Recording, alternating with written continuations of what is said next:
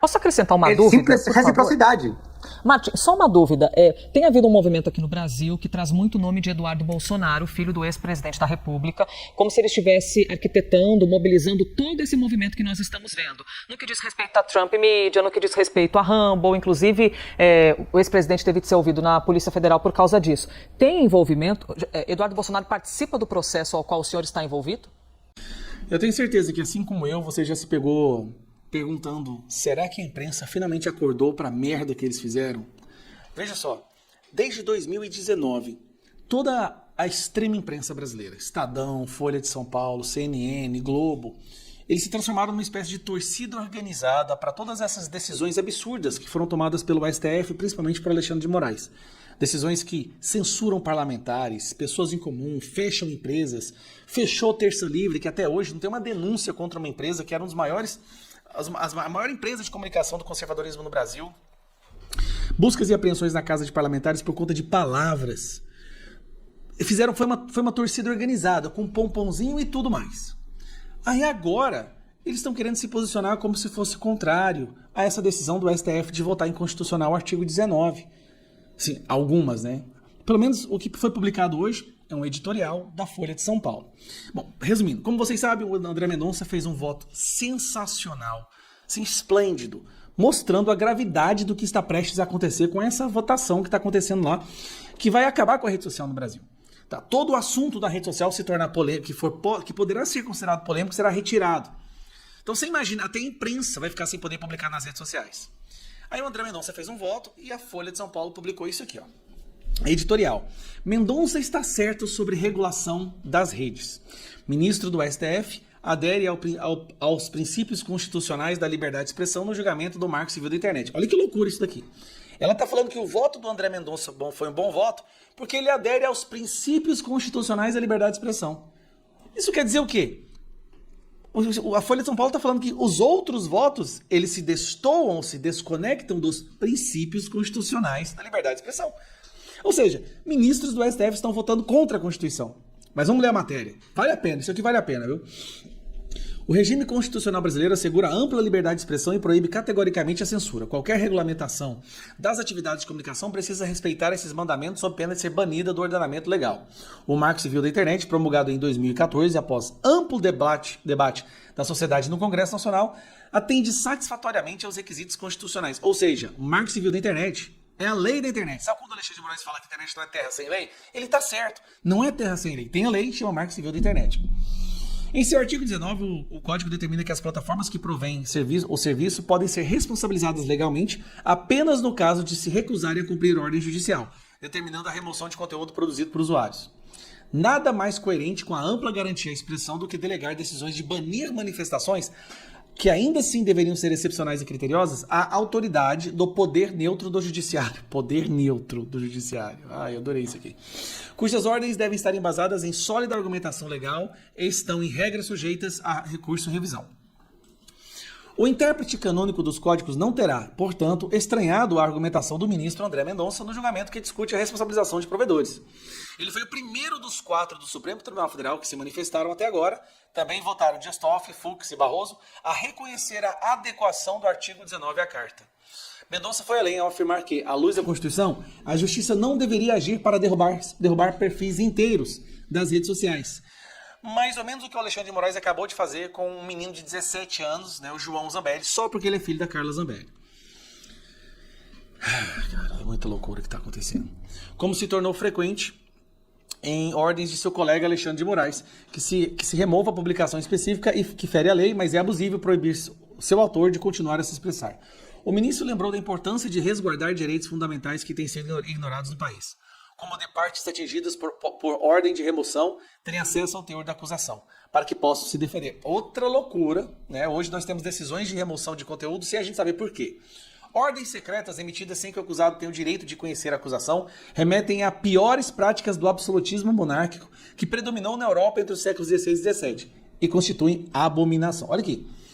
O editorial da Folha de São Paulo está dizendo que o que o Alexandre de Moraes está fazendo é uma abominação e corresponde ao absolutismo monárquico. É o rei Alexandre de Moraes. É lamentável constatar que o juízo de bom senso e de rigorosa aderência, aos princípios constitucionais expressados pelo ministro tendem a ser francamente minoritário na cúpula da justiça. A maioria do tribunal, outrora guardiã zelosa da ampla liberdade de expressão, converteu-se à heterodoxia e ao relativismo. Considerações subjetivas e meândricas sobre a mudança dos tempos e das tecnologias ganham precedência sobre a extração direta do significado dos textos legais em julgados fundamentais. Ao prevalecer a tendência dos primeiros votos, o STF também caminha para uma invasão de atribuição do Legislativo. É mais uma vez, né? A tarefa de regular a internet, aliás, já realizada em 2014, é do Congresso. Os ministros deveriam reconhecer sua limitação nesse caso. Tá bom. Acordaram, beleza. Desde 2019, Folha de São Paulo, Estadão, Globo, CNN, todas essas porcarias do jornalismo brasileiro batia palmas e defendia todas as decisões de censura.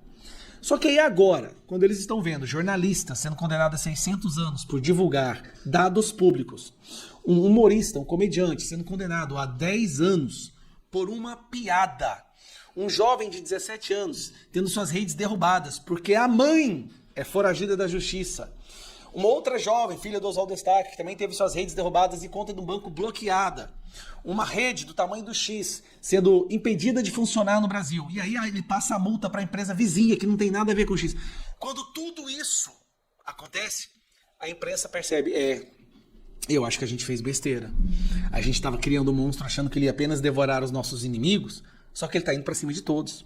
Essa decisão do artigo 19, ela vai impactar a própria imprensa. A imprensa hoje, ela não alcança as pessoas pelo jornal impresso ou pela TV aberta.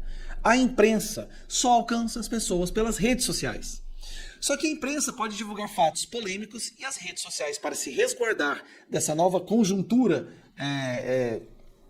ditatorial que a gente vai viver, ela vai ser obrigada a apagar, deletar a imprensa das redes sociais. E sem as redes sociais, a imprensa não consegue o quê? Monetizar. Ela não consegue vender assinatura, porque ninguém, gente, vai direto no site da imprensa hoje. Ninguém. As pessoas veem as matérias da imprensa pelas redes sociais. Sem as redes sociais, a imprensa vai... Cara, a gente tentou avisar. A gente está desde 2019 falando, olha, isso não para por aqui. Essa fome autoritária da censura, ela nunca será saciada apenas com os inimigos do sistema. Ela vai se apoderar completamente do sistema, inclusive mastigar e cuspir fora a imprensa que fez de tudo para chegar onde nós estamos agora.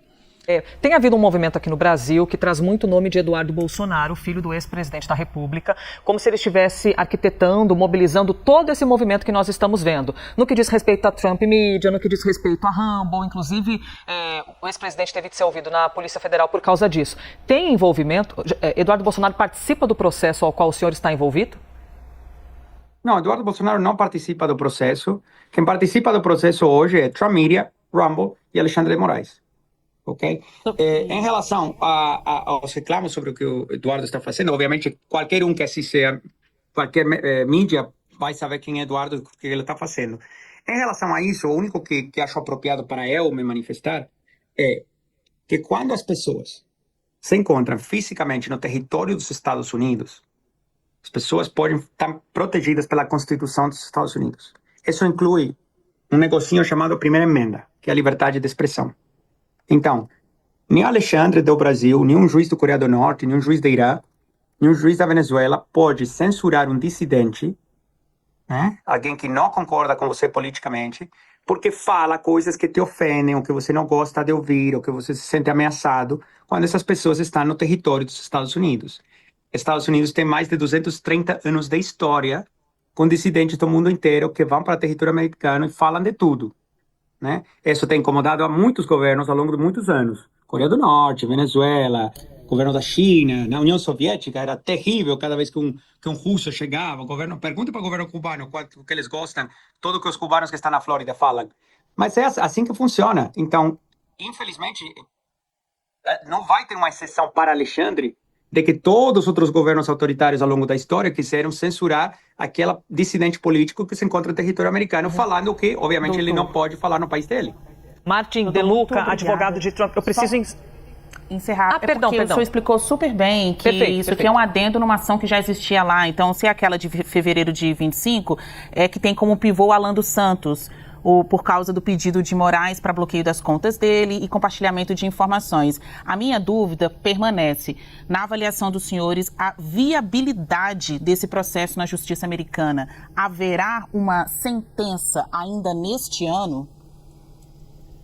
Vai depender. Se a postura continua sendo de não aparecer na justiça dos Estados Unidos e ficar em default, isso é possível, sim. Se eles querem aparecer, se o ministro quiser, né, aparecer e participar do processo, brindar explicações de por que ele acha que as ações dele cumprem com a lei dos Estados Unidos e com os tratados bilaterais, então isso obviamente demoraria uma conclusão desse processo e provavelmente se estenderia até 2026. Agradecemos demais aqui Martin De Luca, advogado da Trump Media e também da Rumble. Obrigado pela gentileza de vir aqui, porque é um assunto que a gente fala muito e é importante que nós tenhamos aqui o olhar também da defesa. Muito obrigada, Martin. Bom dia. Obrigado por me receber.